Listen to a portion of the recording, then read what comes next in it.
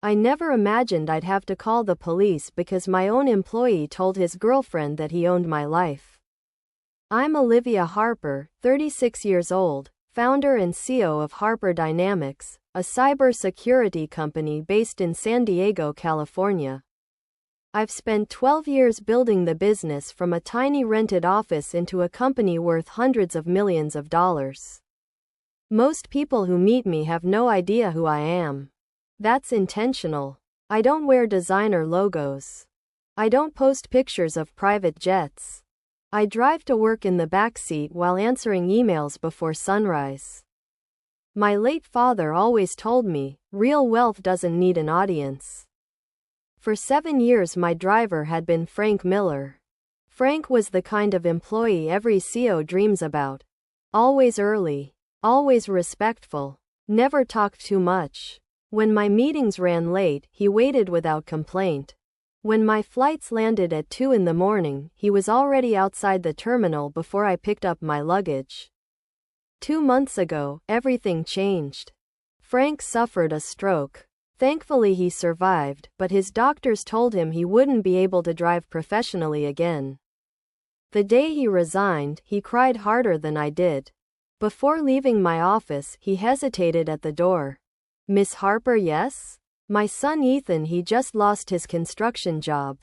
He looked embarrassed. "I know this is asking a lot, but if you ever need another driver," I trusted Frank. So I trusted his son. That turned out to be my biggest mistake all year. Ethan Miller started the following Monday. He was 28, confident, friendly, a little too friendly. Still, during his first couple of weeks everything seemed normal. Until one morning. As I walked outside my house, I noticed someone already sitting in the passenger seat of my black Escalade. A young woman. Perfect makeup. Designer sunglasses. Phone already recording herself. Ethan hurried over and opened my door. "Morning, Miss Harper." He smiled nervously. "This is my girlfriend, Chloe. She works downtown, so I figured I'd drop her off since it's on the way." I looked at her. She barely acknowledged me. Instead, she kept filming herself. "Morning, babe," she said into her phone. "Another ride to work." I didn't care. If dropping someone off cost 5 extra minutes, it wasn't worth making an issue out of it. I simply got into the back seat.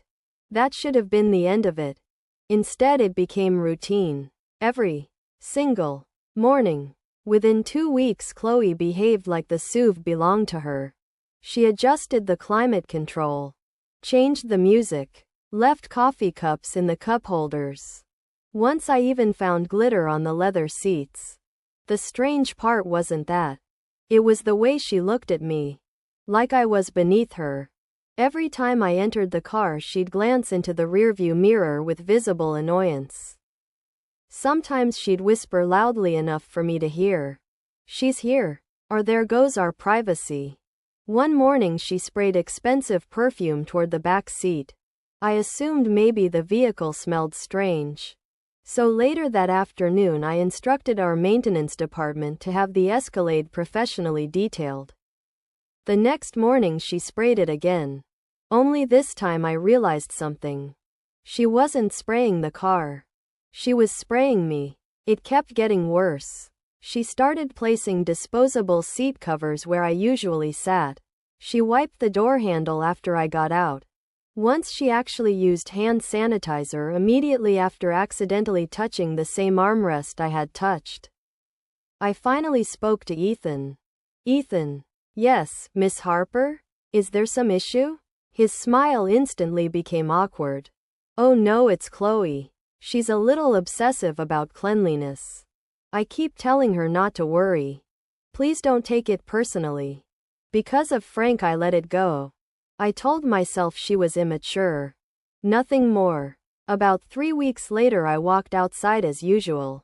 Something white was taped directly onto my seat. A handwritten note. Big black letters. "Stop living off my boyfriend." I stared at it. For several seconds I honestly thought someone was playing a prank. Then Chloe looked over her shoulder and smiled. Not kindly. Triumphantly. finally noticed? I slowly removed the note. What exactly is this? She laughed. A hint. You ride with my boyfriend every single day. You never pay for gas. You never even say thank you. She crossed her arms. Honestly? Women like you are embarrassing. I looked at Ethan. He had gone completely pale. He rushed over before I could answer. Miss Harper, his voice dropped to almost a whisper. Please, she doesn't know I'm your driver. I blinked. What? I told her. He swallowed. That I'm an executive at Harper Dynamics. For a second I genuinely wondered if I'd heard him correctly. He continued talking before I could interrupt. She's very jealous. I didn't want her thinking I worked for another woman every day. So I told her the Escalade was my company vehicle. My expression remained perfectly calm. He mistook that for understanding. If you don't mind, he pointed toward Chloe. I'll take her to work first. Then I'll come back for you. Without waiting for an answer, he climbed into my SUV, started my engine, and drove away, leaving me standing alone on the curb outside my own house. I watched the Escalade disappear around the corner. Then I pulled out my phone. I called 911. Hello. I'd like to report that my employee has just taken my vehicle without permission. The dispatcher asked me to repeat myself. I'm sorry, ma'am, your employee stole your vehicle? Correct. He drove away after refusing to transport me. There was a brief pause. Do you know the driver's name? Ethan Miller. And the vehicle? Black Cadillac Escalade. California plates, registered under Harper Dynamics. The dispatcher promised officers would meet me shortly. I wasn't angry anymore. I was curious. How far had Ethan taken this lie? 25 minutes later, 2 police cruisers rolled onto my street. One officer approached me while the other remained beside his patrol car. Ms. Harper? Yes.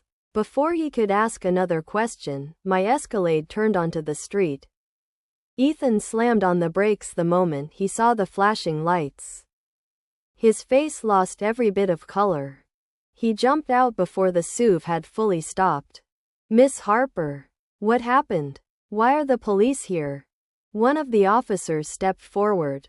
Sir, are you Ethan Miller?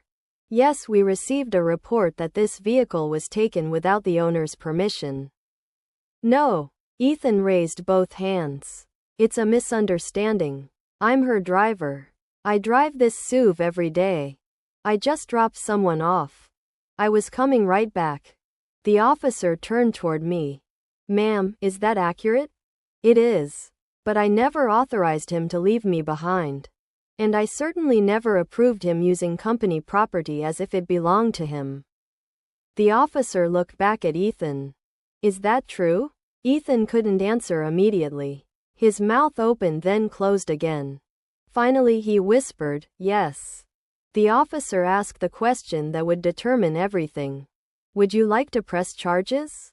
Ethan suddenly stepped closer. His voice cracked. Please, my dad. The moment he mentioned Frank, I already knew what was coming. My father's recovering from a stroke. He still thinks this job saved our family. If I get arrested, it'll destroy him. His eyes were watering now. I swear it'll never happen again. I'll tell Chloe the truth. I'll fix everything. For several long seconds I said nothing. Frank had served my company faithfully for 7 years. He deserved better than having his son arrested on my driveway. I finally looked at the officer. I'm not pressing charges. For today. The officer nodded. Very well. He handed Ethan a warning. Do not operate someone else's vehicle outside the scope of your employment again. Understood? Yes, sir. The police left. Ethan thanked me at least 10 times before opening the rear passenger door. I'll never disappoint you again, Miss Harper. I simply got inside. For almost a month he actually behaved. No Chloe. No perfume. No disposable seat covers. No strange comments. For a while I believed the problem had solved itself. Then little things started happening. He began arriving late, always with a different excuse. There was a pile-up on Interstate 5. My apartment flooded. My phone died overnight. My alarm never went off. Every explanation sounded rehearsed. Convenient. But never impossible. Again, because of Frank, I ignored it. Everything finally unraveled on a Saturday morning. I had planned a quiet weekend at my beach house in Malibu. It wasn't my primary residence. Only a place where I escaped when board meetings became unbearable. Around 9 that morning I called Ethan. "Good morning. I'll need the SUV." There was silence. Then Miss Harper, his voice sounded nervous. "I actually can't drive today." "Why not?" "The Escalade has a transmission problem. The mechanic says it'll probably stay in the shop until Monday." I frowned. "Since when?" "It happened early this morning." "I'm at the garage now. I can order you an Uber if you'd like." Something felt off. But I didn't push it. "Never mind. I'll drive myself." 3 hours later, my rental car turned onto the private road leading toward the beach house. Then I hit the brakes. Parked directly in front of my property was my black Escalade. Perfectly clean. Perfectly undamaged. Definitely not inside any repair shop.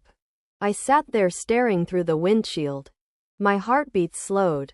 Not because I was nervous.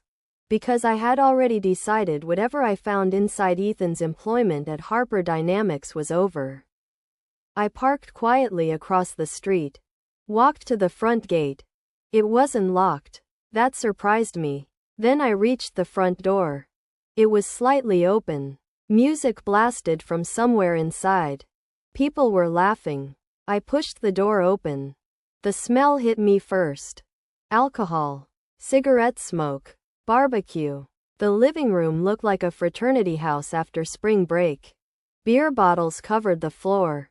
Pizza boxes sat on my marble coffee table.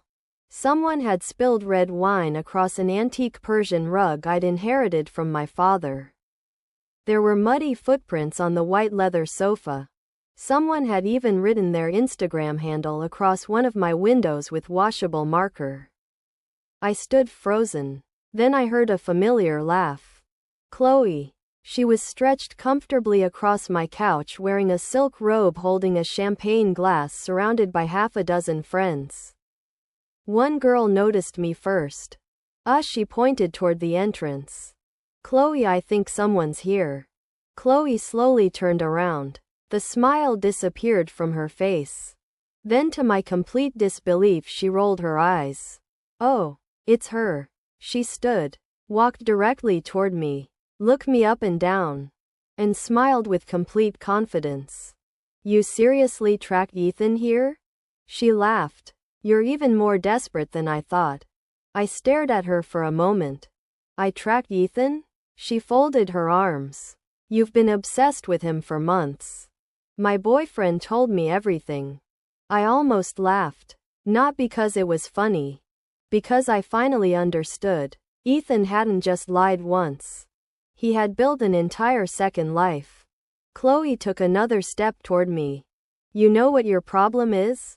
You can't accept rejection." She looked back at her friends. "I told you she'd show up eventually." One of the women laughed. "So this is the girl from the SUV? The one always sitting behind Ethan?" Chloe nodded dramatically. "Every single day. She works for his company. She keeps inventing reasons why he has to drive her around. And now," she spread both hands toward the beach house, "she's stalking him."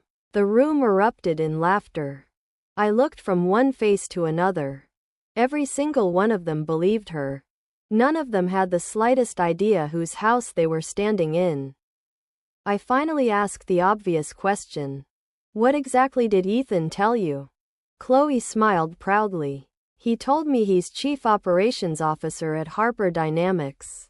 I stayed silent. "He said the owner barely comes into the office anymore. He basically runs the whole company."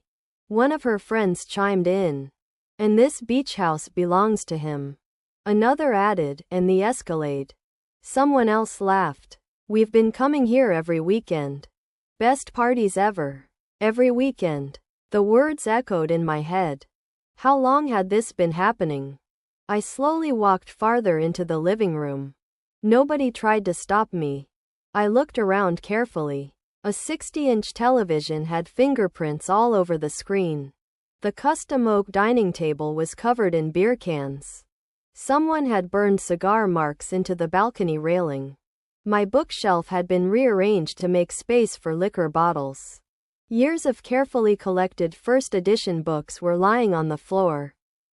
One of the framed family photographs had shattered. Glass covered the hardwood. My chest tightened. That picture had been taken 6 months before my father passed away.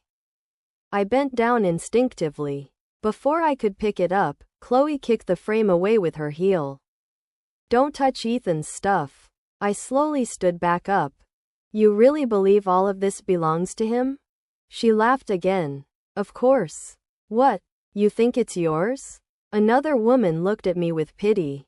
You should move on. Ethan chose Chloe. Showing up here isn't going to change that. Someone else added, this is honestly embarrassing. I had negotiated billion-dollar acquisitions. I had testified before federal committees. I dealt with hackers demanding millions in cryptocurrency. Yet somehow this conversation ranked among the most surreal moments of my life. I reached into my pocket, pulled out my phone, opened my contacts. Chloe noticed immediately. Oh, please. Calling Ethan? He won't answer. He's buying lunch. I ignored her. Instead, I called someone else. Marcus. My head of corporate security answered on the first ring. Yes, Ms. Harper? I need you at my Malibu property. There was no hesitation. Are you safe? For the moment. How many people? I looked around. 7. Possibly 8 when Ethan returns. I'm on my way. I'll be there in 20 minutes. Before I could say anything else, the phone disappeared from my hand. Chloe had snatched it. She looked at the screen. Then laughed. Marcus Security, she smirked. Seriously? She raised the phone over her head. What are you going to do? Send security after me? Then without warning she threw it across the room. It smashed against the stone fireplace. The screen exploded into black glass. Silence. Everyone stared. Even Chloe seemed surprised she'd actually done it. Then she shrugged. Oops. I slowly looked at the broken phone. Then back at her. You shouldn't have done that. She smiled. Or what? For the first time since walking inside I smiled too. A very small smile. Because Marcus already knew exactly where I was. Every executive at Harper Dynamics carried GPS emergency tracking. When the call disconnected abruptly, he would know something was wrong. I didn't need my phone anymore. I only needed time. And Ethan was about to walk through the front door. Less than 5 minutes later, the front door opened. Ethan. Chloe's face lit up instantly. Baby. He walked in carrying 2 large bags of takeout and a cardboard tray filled with iced coffees. He was smiling, laughing, even, until he saw me. The bags slipped from his hands. French fries scattered across the hardwood floor.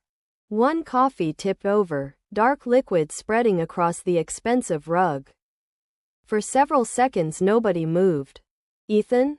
Chloe asked. What's wrong? He wasn't looking at her. He was staring at me. His face had gone completely white. Miss Harper, his voice barely existed. What are you doing here? I tilted my head. I could ask you the same question. The room had gone silent. Every eye bounced between the two of us. Chloe frowned. You know each other? Ethan swallowed. Of course. She works, I interrupted him. No, I don't. He froze. I took one slow step forward. I own Harper Dynamics. Another step. You work for me. Another. And this house, I looked around the destroyed living room, belongs to me. No one laughed this time. Chloe blinked, then laughed nervously. Okay, seriously. Enough joking. She looked at Ethan. Tell her to leave. He didn't answer. Ethan? Still nothing. She grabbed his arm. Say something. He slowly pulled away from her. He couldn't finish. His lips trembled. I lied. The words barely escaped his mouth. What? I lied to you. The company isn't mine. The Escalade isn't mine. This house, he looked toward the floor, is hers. Silence. Absolute silence. One of Chloe's friends laughed awkwardly. Good one. Nobody joined her. Another whispered, wait, he's serious. I watched Chloe's expression change. Confusion. Disbelief. Fear. No. She shook her head. No. Stop messing around. She grabbed Ethan by both shoulders. Tell me you're joking. He couldn't even look at her. I'm just her driver. The sentence hit the room like an explosion. One woman quietly sat down. Another slowly placed her drink on the table. Someone near the balcony whispered, "Oh my God." Chloe looked back at me. Then at Ethan. Then around the room. Her breathing became uneven. No, you're lying. You have to be lying. I calmly reached into the drawer beside the fireplace. Only one person knew what was inside. Me. I pulled out a leather folder. Opened it. Removed the property deed. My name. Olivia Harper. Owner. I handed it to Chloe. She stared at it. Her hands started shaking. No, she whispered again. This isn't possible. It is. Ethan, you told me. I know. You said I know. You said you were the executive running the company. I know. You said the CEO barely showed up. I know. You said this beach house was yours. I know. Every answer came quieter than the one before. Then I asked the question that mattered. How long? Ethan closed his eyes. 6 weeks. How many parties? 5. How many times have people stayed overnight? 3. Did anyone else have keys? He nodded. Chloe slowly reached into her purse. Pulled out a silver key.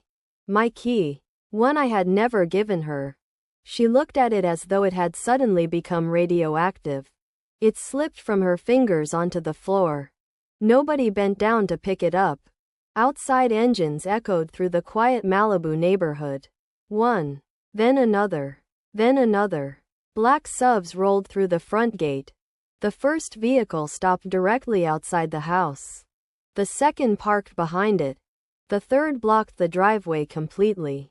The front door opened. Marcus stepped inside. Behind him came 2 members of my legal team, followed by 4 corporate security officers. Marcus took one look at the room. Broken furniture. Alcohol. Destroyed family photographs. Food everywhere. Then he looked at me. Ms. Harper. His voice was calm. Are you injured? I glanced at the shattered phone near the fireplace. Then back at Chloe. Not yet. I paused. But call the police. And make sure nobody leaves this house. Marcus didn't raise his voice. He didn't need to. The 4 security officers quietly moved into position. One stood near the front door. Another covered the back patio. The other 2 remained inside the living room. No one was being touched. No one was being threatened. But everyone understood the message. Nobody was leaving. Marcus looked at me again. What happened? I answered calmly. My employee has been using company property without authorization. I pointed around the room. He allowed these people to occupy my home. They've caused extensive property damage. I nodded toward the broken phone. And Ms. Chloe Brooks destroyed my phone. Marcus wrote everything into his tablet. Then I added one more sentence. And I want every room photographed before anyone touches anything. The legal team immediately split up. One attorney headed upstairs. The other walked toward the kitchen. Every broken object, every stain, every bottle, every scratch was photographed. Chloe finally found her voice. This is ridiculous. We didn't know. Marcus looked at her. Didn't know what? That she pointed toward me. She owned the house. Marcus simply nodded. I understand. Then he asked, Who broke the picture frame? Nobody answered. Who spilled wine on the Persian rug? Silence. Who distributed keys to this property? Every eye slowly turned toward Ethan. His shoulders collapsed. I did. Marcus typed another note. And whose idea were the parties? Another long silence. Finally mine. Chloe stared at him. What? You invited us. You told me this was your beach house. I know. You told me we could come whenever we wanted. I know. You told me. His voice cracked. I know what I told you. One of Chloe's friends suddenly stepped forward. I wasn't involved. She pointed toward the others. I only came today. Another woman immediately copied her. I didn't damage anything. I never touched the furniture. I swear. Within seconds everyone started distancing themselves. It wasn't my cigarette. I never went upstairs. I only had one drink. I thought Ethan owned the place. The room dissolved into excuses. Marcus never interrupted. He simply kept writing. 10 minutes later the police arrived. This time I wasn't asking them to let someone go. 2 officers entered first. Then a detective. The lead officer approached me. Ms. Harper? Yes. We received a report of trespassing and vandalism. My attorneys have prepared a preliminary summary. Christine, our chief legal counsel, handed him a folder. Inside were photographs already printed from portable office equipment the legal team carried in their vehicles. The officer flipped through them. Broken furniture. Alcohol. Property damage. The smashed phone. Copies of security camera timestamps. Then he looked toward Ethan. Sir, is this your residence? Ethan lowered his head. No. Who owns it? He pointed at me. She does. The officer nodded. And you invited everyone here? Yes. Without permission? Yes. The officer turned toward Chloe. Ma'am, did you destroy this phone? She hesitated. We have witnesses. She looked around.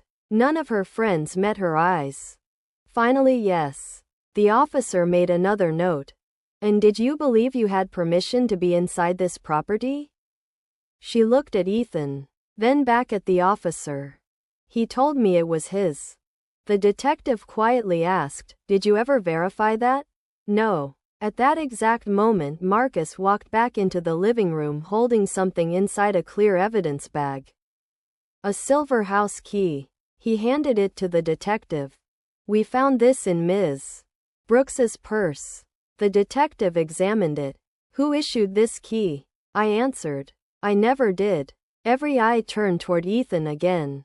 He closed his eyes. I copied it. The room fell completely silent. The detective slowly closed his notebook. Mr. Miller, I think we're done talking for now. The detective looked at Ethan for several long seconds. Then he spoke calmly. Mr. Miller, I'm advising you not to answer any further questions until you've spoken with an attorney. Ethan simply nodded. He looked completely defeated. The confidence I'd seen during his first weeks at Harper Dynamics had vanished. Standing in front of me wasn't a smooth-talking young man pretending to be successful. It was someone who had finally run out of lies. The officers separated everyone into different rooms to take statements. No one was allowed to compare stories. Within minutes the contradictions started appearing. One friend insisted Ethan had owned the house for years. Another claimed Chloe said she bought it with him. Someone else admitted they'd been coming almost every weekend. Every version was slightly different. Only one fact remained consistent. Every single one of them believed Ethan was wealthy. While the officers worked, Christine approached me. She lowered her voice. We've already reviewed the security system. I looked at her. The cameras were still recording. Every room in the house except the bedrooms and bathrooms had high-definition cameras connected directly to cloud storage. I had installed them years earlier after a burglary in the neighborhood. Christine continued. We have footage from every weekend. I raised an eyebrow. Everything? She nodded. Every guest, every party, every vehicle, every bottle carried inside, and every time Ethan unlocked the front door. For the first time that day I allowed myself to breathe. The evidence was overwhelming. Marcus returned carrying another tablet. You'll want to see this. He played a short video recovered from the home's living room camera. It showed Ethan giving Chloe a tour during her very first visit. He wrapped an arm around her shoulders and smiled proudly. Someday, he said, all of this will officially be ours. Then he pointed toward the ocean. When the company goes public again, I'll probably buy the property next door too. The room went silent. Even the detective paused the video. Interesting. He looked directly at Ethan. You understand that recording has today's date attached to it? Ethan didn't answer. Another clip began. This one was recorded only 2 weeks earlier. Chloe stood on the balcony recording a video for social media. She laughed into her phone. Weekend at our Malibu house again. Behind her, Ethan waved. Neither of them realized the home's security cameras were recording from another angle. Christine paused the footage. We've already preserved copies. The detective nodded. Excellent. About 30 minutes later, one of the officers approached me. Ms. Harper, would you like to file formal criminal complaints? I looked around the room. Chloe was crying quietly now. Most of her friends looked terrified. Ethan hadn't moved from his chair in almost 20 minutes. For a brief moment I thought about Frank. A decent man. An honest man. A man who had spent years protecting my reputation. Then I remembered the broken photograph. The copied house key. The lies. The parties. The deliberate deception. And finally I remembered Ethan driving away that morning weeks ago, leaving me standing outside my own home because his girlfriend was uncomfortable. I met the officer's eyes. Yes, I intend to pursue every legal option available. The room became so quiet you could hear the waves crashing outside against the Malibu shoreline. The criminal investigation moved faster than I expected. By Monday morning, the story had already reached the executive floor of Harper Dynamics. I arrived at headquarters just after 8. Employees were unusually quiet. News traveled fast inside a company, especially when it involved the CEO. Marcus walked beside me. The board has been informed. I assumed they would be. They're requesting a meeting at 10. I nodded. Good. I'd rather they hear everything from me. At 8:30 Ethan was escorted into the conference room. He looked as though he hadn't slept. His shirt was wrinkled. His eyes were bloodshot. Christine placed a folder in front of him. Inside were dozens of printed photographs. The copied house key. Security footage. Party photos. Screenshots from Chloe's social media. Dashcam footage showing him using the Escalade outside of work. Every lie documented. I sat across from him. Neither of us spoke for almost a minute. Finally he broke the silence. I'm sorry. I didn't answer. I know that doesn't fix anything. Still I remained silent. He looked down. I never meant for it to get this far. I finally asked the only question I still cared about. Why? He rubbed his face. Because my entire life I was Frank Miller's son. People respected my father. Nobody respected me. When Chloe started dating me, I didn't want her thinking I was just a chauffeur. So you pretended to be an executive? He nodded. Then the lie kept growing. You could have stopped. I know. You could have told her the truth. I know. You could have admitted everything after the police came to my house. His shoulders dropped. I know. Christine slid another document across the table. This is your termination notice. His eyes remained fixed on the paper. Effective immediately. Violation of company policy. Fraud. Unauthorized use of company assets. Gross misconduct. He quietly picked up the pen. Signed without reading another word. When he finished, he pushed the paper back toward Christine. I understand. Marcus stepped forward. Your company access has already been revoked. Security will collect your badge. Ethan slowly removed it from his pocket, placed it on the table. The sound echoed through the room. It was the smallest object there. Yet somehow it sounded heavier than anything else. As he stood to leave, he stopped beside me. I have one favor to ask. I looked up. My father. I closed my eyes for a second, then answered honestly. Frank built his reputation. You destroyed yours. I won't punish him for your choices. Relief washed over Ethan's face. But I continued. I also won't protect you from the consequences. He nodded once. I understand. Without another word, he walked out of Harper Dynamics for the last time. That afternoon, the company released an official statement. It was only 3 paragraphs long. Harper Dynamics confirmed that a company employee had been terminated following an internal investigation involving unauthorized use of company property, misrepresentation of authority, and conduct inconsistent with company ethics. The statement also confirmed that the matter had been referred to law enforcement.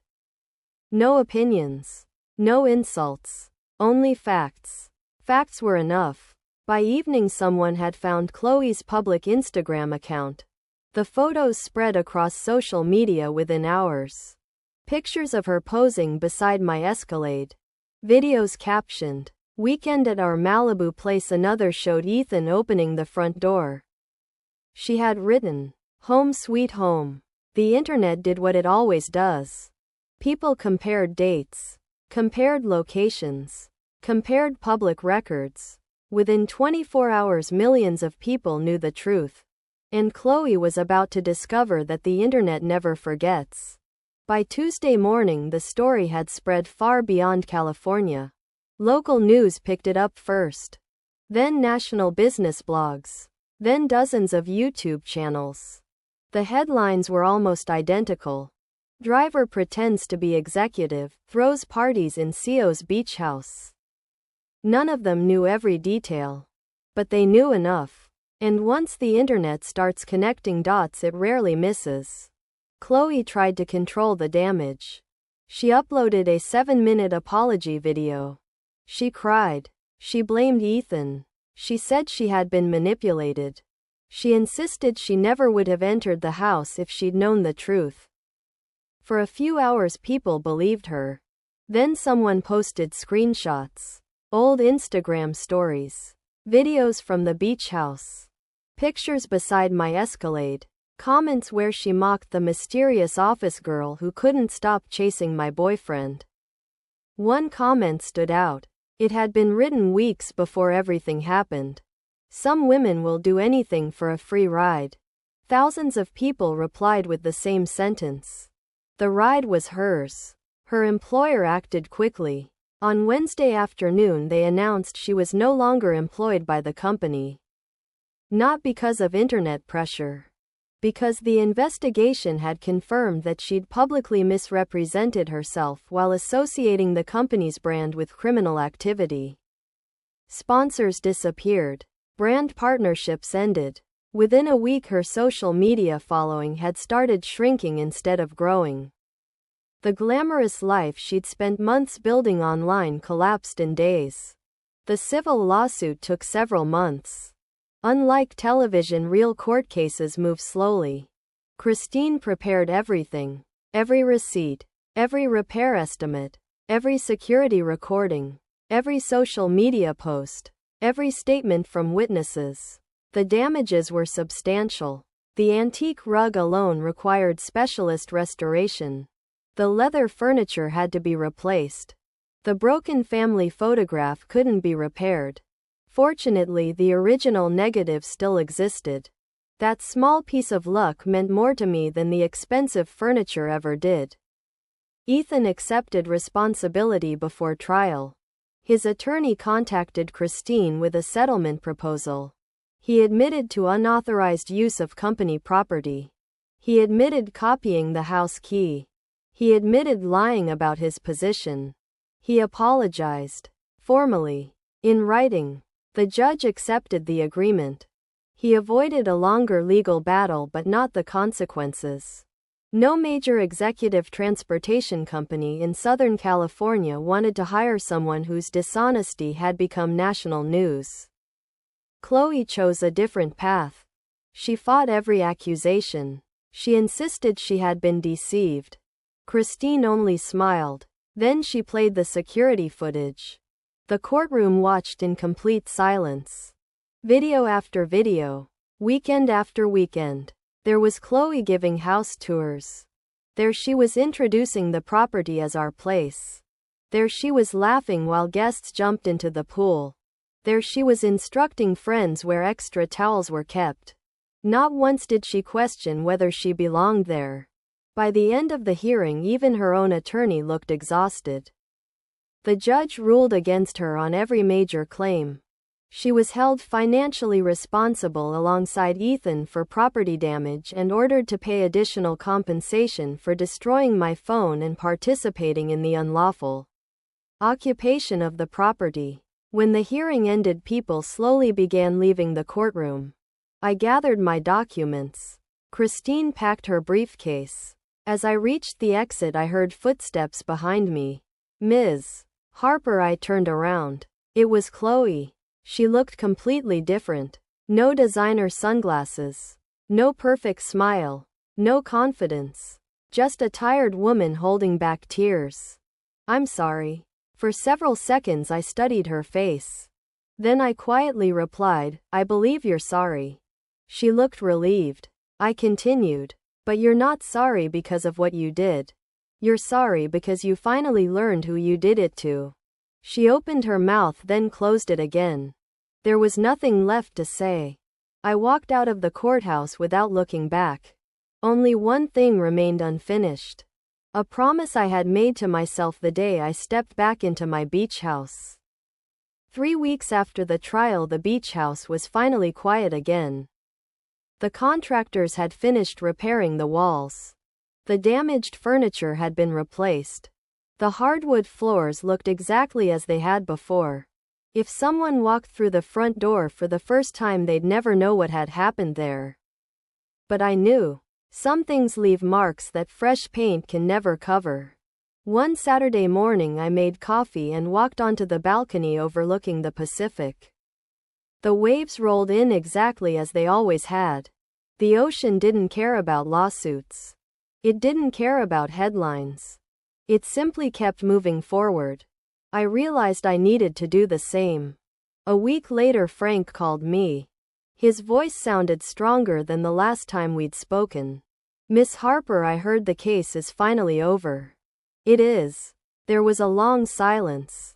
Then he sighed. I raised Ethan to work hard. I never taught him to pretend to be someone else. You didn't. I answered honestly. He made that choice himself. Frank cleared his throat. I wanted to thank you. For what? For separating my mistakes from his. I smiled. You earned that. You gave this company 7 years of loyalty. I haven't forgotten. Neither of us spoke for several seconds. Finally he said, I hope one day Ethan understands what he threw away. So do I. The following Monday, Marcus introduced my new driver. His name was Daniel. Former military. Excellent references. Impeccable driving record. He greeted me politely. Opened the rear door. Waited until I was seated. Then asked only one question. Office, Ms. Harper? Yes. Nothing more. No unnecessary conversation. No passengers. No excuses. Exactly the professionalism I'd once taken for granted. Halfway through the drive, Daniel glanced at me in the rearview mirror. I hope you don't mind. He reached into the center console. I noticed in your file that you usually skip breakfast before early meetings. He handed me a paper cup. Black coffee. No sugar. Exactly how I drink it. I stopped at your usual CAF. For a moment I simply looked at the cup. Then I smiled. Thank you. It was my pleasure. He returned his attention to the road. That was the end of the conversation. Strangely, it reminded me of Frank. Professional. Quiet. reliable. Months passed. The internet moved on to the next scandal. It always does. People stopped talking about Ethan. Stopped talking about Chloe. Another viral story replaced ours. That's the nature of headlines. They never stay forever. But reputations do. Especially in business. Trust once broken is almost impossible to rebuild. One evening, as I locked my office, I looked at the framed photograph on my desk. It was the restored picture of my father and me. The original frame had been destroyed in Malibu. The photograph had survived. I picked it up for a moment. My father used to say, "Character isn't revealed when life is easy. It's revealed when nobody is watching." For weeks Ethan believed nobody was watching. He borrowed a life that wasn't his. A title he hadn't earned. A home he didn't own. A future built on lies. Eventually reality arrived. It always does. People sometimes ask me if I regret not having him arrested the first time he drove away and left me standing outside my own house. The answer is simple: no. Because everyone deserves one chance to correct a mistake. What they do with that chance is what defines them. Ethan received his. He chose another lie, then another, and another, until the truth became impossible to escape. As for me, I still drive to work every morning. The Escalade is spotless. The passenger seat stays empty. The route is direct. The coffee is always black. And every time I settle into the back seat, I'm reminded of something success taught me years ago. Money can buy houses, cars, companies, almost anything. But integrity? That's something no one can borrow. They either earn it or they spend the rest of their lives pretending they already have.